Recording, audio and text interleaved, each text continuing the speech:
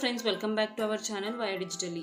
ఈరోజు నేను మీతో స్పోకెన్ ఇంగ్లీష్ క్లాసెస్లో భాగంగా ఇడియమ్స్ జాతీయాల పార్ట్ 2 చెప్పబోతున్నాను. మీరు ఇడియమ్స్ పార్ట్ 1లో ఇడియమ్స్ అంటే ఏంటి, ఇడియమ్స్ డెఫినేషన్ ఏంటి, ఎందుకు యూస్ చేసేస్తారు అండ్ కొన్ని ఎగ్జాంపుల్స్ కూడా చూసేశారు కదా. ఇప్పుడు ఈ వీడియోలో మరిన్ని ఎగ్జాంపుల్స్ మీరు ఇక్కడ చూసేస్తారు. సో ఇక ఏమాత్రం లేట్ చేయకుండా వీడియోకి వెళ్ళిపోదాం.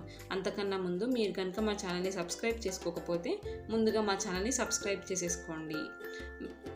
So cock and bull stories అంటే ఒరిజినల్ మీనింగ్ ఏంటో చూసేద్దాం. ఎ మేడప్ స్టోరీ అంటే కట్టు కథ.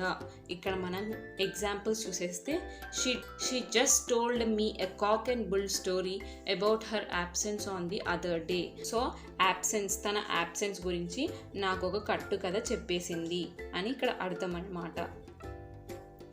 గెట్ యువర్ హ్యాండ్స్ డర్టీ అంటే ఒరిజినల్ మీనింగ్ ఏంటి? Get involved in the dishonest activities. So example ఏంటి? Be prepared to get your hands dirty. So dishonest అంటే నీతివంతంగా లేని యాక్టివిటీస్లో నువ్వు పాల్గొనడానికి సిద్ధంగా ఉండు అని చెప్పడానికి ఇక్కడ మనం ఇడియంగా ఏం యూస్ చేసేసాము? గెట్ యువర్ హ్యాండ్స్ డర్టీ అనే ఇడియంని యూస్ చేసేసాము. నెక్స్ట్ ఎట్ సీ అంటే మీనింగ్ ఏంటి? Confused or lost. చాలా కన్ఫ్యూజ్డ్గా ఉన్నప్పుడు ఆర్ మనం కోల్పోయినప్పుడు దాన్ని మనం ఏం చేసేస్తాము? ఇడియంగా యూస్ చేసేస్తాము. ఏంటి అని? ఎట్ సీ అనే ఇడియంగా యూస్ చేసేస్తాము. సో కృష్ణ అనేవాడు జామెట్రీ ప్రాబ్లమ్స్ చేస్తుండగా చాలా కన్ఫ్యూజ్డ్గా ఉన్నాడు అని చెప్పడానికి ఇక్కడ మనం ఎట్ సీ అనే వొకాబులరీ ఎట్ సీ అనే ఇడియంని యూస్ చేసేసాము. నెక్స్ట్ స్లాక్ ఆఫ్ అంటే ఏంటి? To be lazy in work అంటే చాలా బద్ధకంగా పనిలో ఉన్నప్పుడు స్లాక్ ఆఫ్ అనే ఇడియంని యూస్ చేసేస్తాము. Decrease in activity or intensity. So ఒక decrease in activity or intensity. So ఒక యాక్టివిటీని కానీ ఇంటెన్సిటీ ఆలోచనని కానీ తగ్గించినప్పుడు మనం ఇక్కడ స్లాక్ ఆఫ్ అనే పదాన్ని వాడతాము. సో ఎగ్జాంపుల్ ఏంటి? Business has slaked of so much these days. So ఈ రోజుల్లో బిజినెస్ అనేది చాలా లేజీ అయిపోయింది, లేకపోతే యాక్టివిటీలో డిక్రీజ్ వచ్చింది. ఇలా మనము స్లాక్డ్ ఆఫ్ అనే పదానికి ఇడియంగా చెప్పేసుకోవచ్చు. Next to break the ice. Meaning ఏంటి? To break the silence. So సైలెన్స్ని బ్రేక్ చేయడానికి ఇక్కడ మనం ఇడియంగా ఏం యూస్ చేసేస్తాము?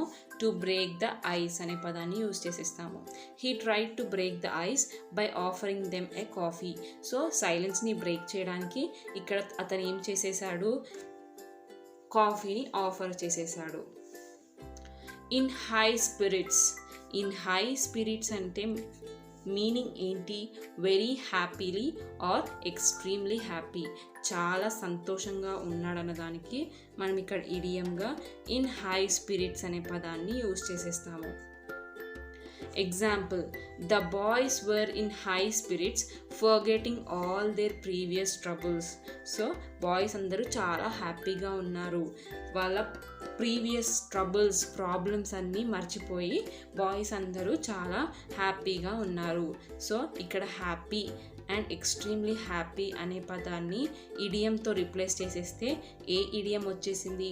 ఇన్ హై స్పిరిట్స్ అనే ఇడియం వచ్చేసింది. నెక్స్ట్ స్మెల్ ఎ ర్యాట్ అంటే మీనింగ్ ఏంటి? Suspect something foul or becoming suspicious.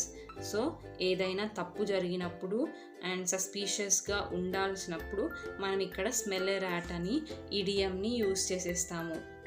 So smell a rat అంటే మనకి ఇక్కడ suspect something foul or becoming suspicious.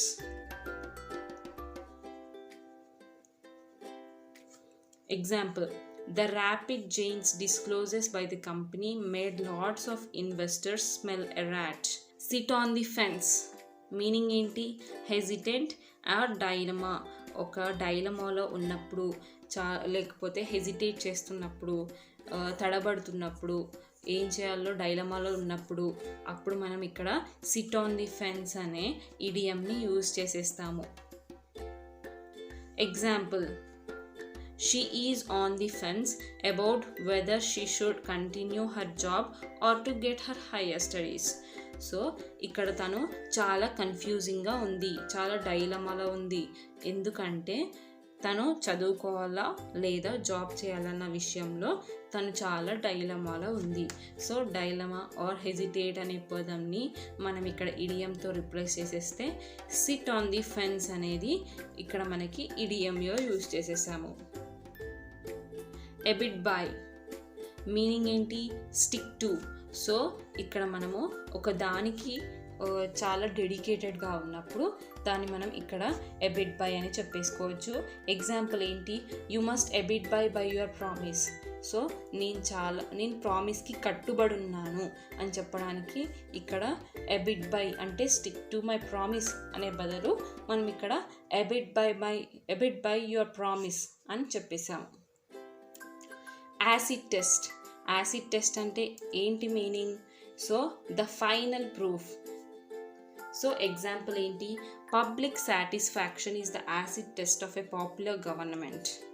So public satisfaction, ప్రజల యొక్క సాటిస్ఫాక్షనే మనకి ఇక్కడ final proof of popular government. Next, above board. Above board meaning ఏంటి? Honest and fair. చాలా నీతిగా ఉండడం అండ్ చాలా కరెక్ట్గా ఉండడాన్ని మనం ఇక్కడ అబవ్ బోర్డ్ అని చెప్పేసుకోవచ్చు. సో ఇక్కడ ఎగ్జాంపుల్స్ ఏంటి? All the business transactions should be above board. So అన్ని బిజినెస్ ట్రాన్సాక్షన్స్ అనేవి చాలా ఆనెస్ట్గా అండ్ ఫేర్గా ఉండాలి అనేది. ఇక్కడ హానెస్ట్ అండ్ ఫేర్కి రిప్లేసింగ్గా మనం ఇక్కడ అబవ్ బోర్డ్ అని చెప్పేసుకోవచ్చు. To account for. To account for అంటే మీనింగ్ ఏంటి? To be responsible for. So రెస్పాన్సిబుల్గా ఉండడం, బాధ్యత తీసుకోదాన్ని మనం ఇక్కడ టు అకౌంట్ ఫర్ అని చెప్పేసుకోవచ్చు. ఎగ్జాంపుల్ ఏంటి? If anything goes wrong you will be called to be account for it. To be the acme of అంటే to be the highest point of. Example, truth is the acme of knowledge. Act of God. Act of God అంటే an unexpected event. So example, a flood is an act of God. A flood అనేది అన్ఎక్స్పెక్టెడ్గా వస్తుంది కాబట్టి దాన్ని మనం ఇక్కడ act of God so friends చూసేసారు కదా, ఈ వీడియోలో మరిన్ని ఇడియమ్స్ యొక్క ఎగ్జాంపుల్స్ని వీటిని మీకు నేను తెలుగులో మరియు ఇంగ్లీష్లో ఎక్స్ప్లెయిన్ చేసేసాను అండ్ వాటి మీనింగ్స్ అండ్ ఎగ్జాంపుల్స్ కూడా చూపించేశాను. సో ఇకపై నుంచి మీరు కనుక ఈ ఇడియమ్స్ కనుక యూస్ చేసినట్లయితే మీ ఇంగ్లీష్ చాలా బాగా ఇంప్రూవ్ అయిపోయి చాలా ప్రొఫెషనల్గా ఉంటుంది మీ లాంగ్వేజ్ అనేది. సో ఫ్రెండ్స్, మీకు కనుక ఈ వీడియో నచ్చినట్లయితే లైక్ చేయండి, షేర్ చేయండి అండ్ మా ఛానల్ని సబ్స్క్రైబ్ చేసేసుకోండి. Thank you.